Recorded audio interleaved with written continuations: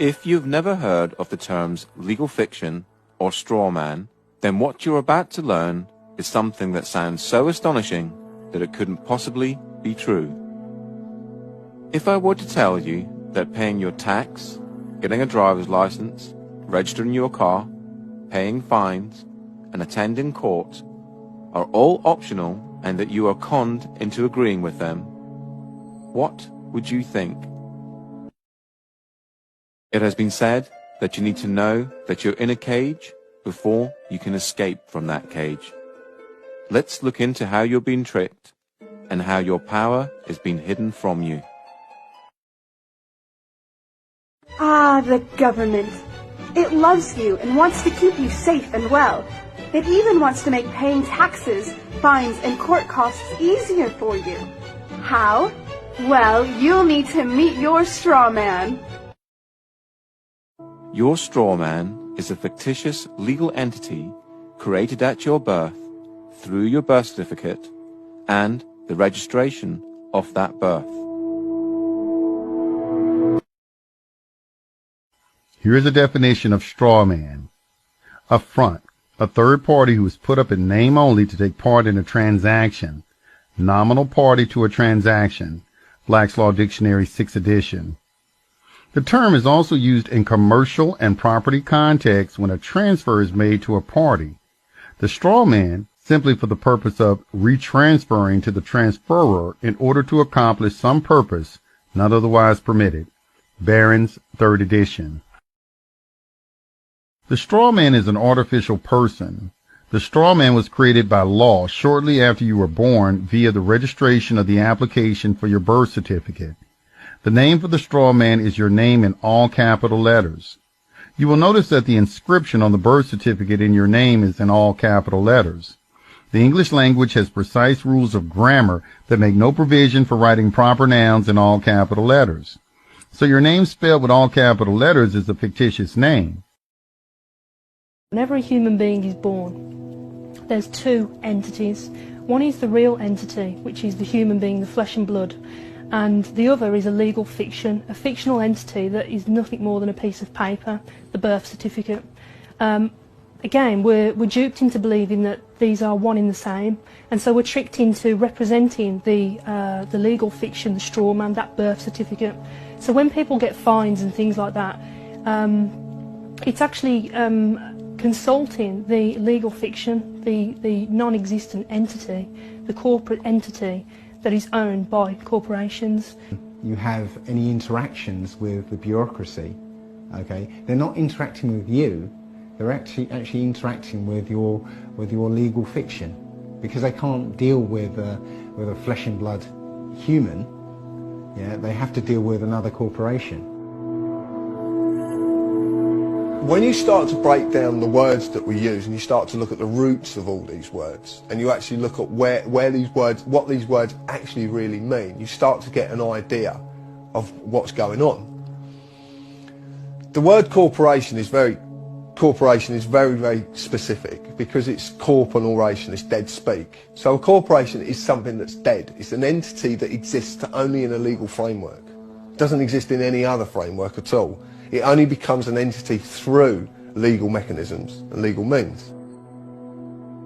In essence, when you were born and far too young to understand, a company with your name was created through your birth certificate. When your parents registered your birth, they actually created a company and handed ownership of that company and you over to the state. It is important to remember that your parents were tricked and had no idea this was happening.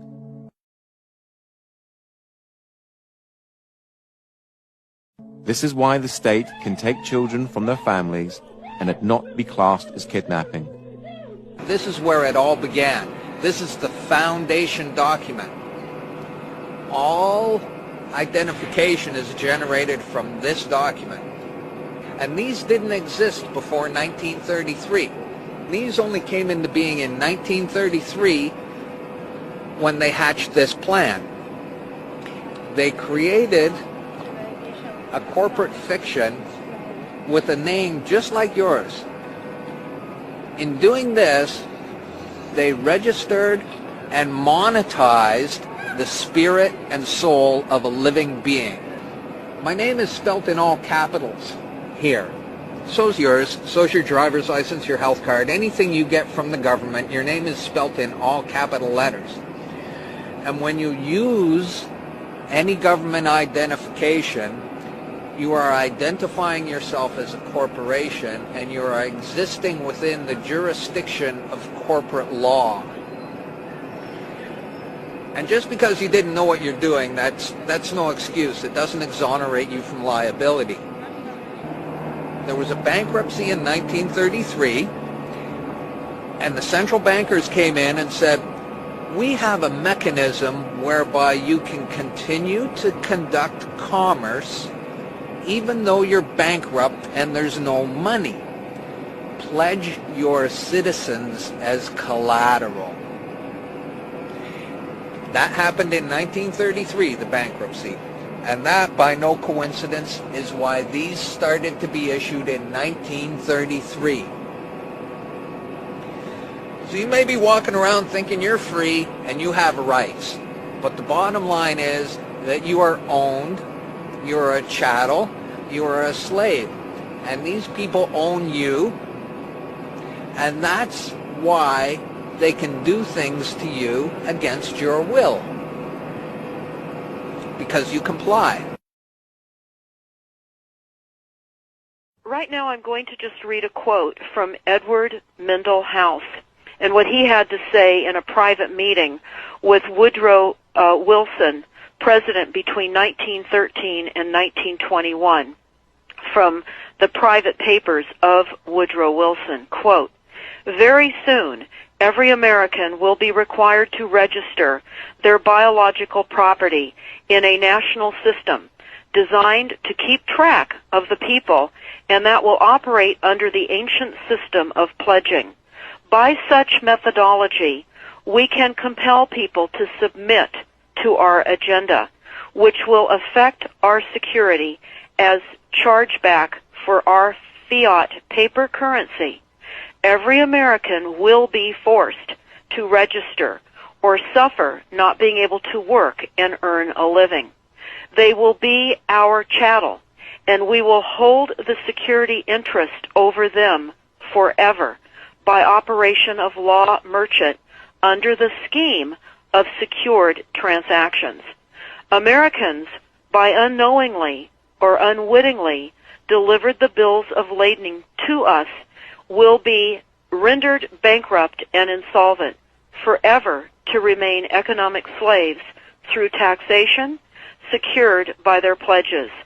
They will be stripped of their rights and given commercial value, designated to keep us a profit that will be none the wiser.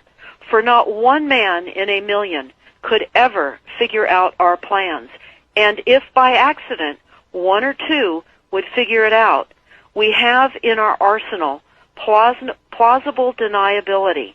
After all, this is the only logical way to fund government, by floating liens and debt to the registrants in the form of benefits and pledges.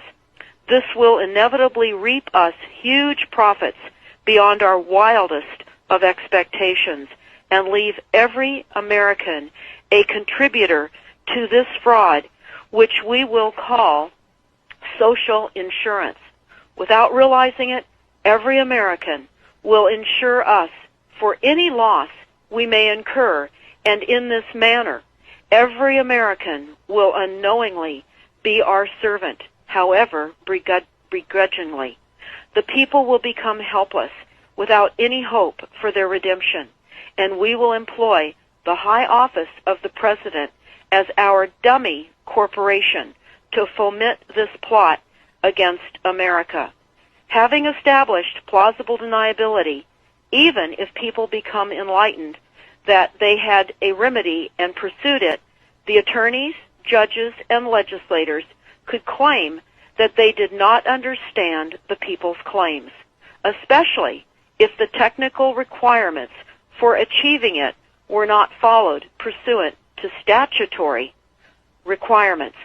Requiring the public schools to teach civics, government, and history classes out of federally approved, politically correct textbooks written by the publishing houses, owned by the owners of the Federal Reserve, would assure that the people would not discover the remedy for a long time, if ever.